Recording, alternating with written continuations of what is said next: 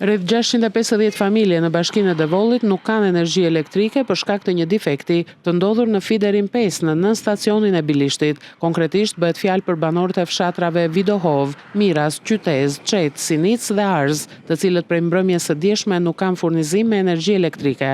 Burime zyrtare bëjnë të ditur se ekipet e OSHE-s ndodhen në gatishmëri dhe po ndjekin nga afër situatën për riparimin e defektit e evidentuar në terren. Të njëjtat burime bëjnë të ditur se janë riparuar defektet në zonën e Kolonjës një ditë më parë dhe është rikthyer energjia elektrike në të gjitha fshatrat. Ndërkohë sa i takon gjendjes së akseve rrugore, kombëtare dhe turistike, është punuar gjatë gjithë natës për pastrimin dhe kriposjen në zonat malore ku ka pasur prezencë të borës në rrugë, duke bërë që qarkullimi i mjeteve ditën e sotme të jetë normal dhe pa probleme.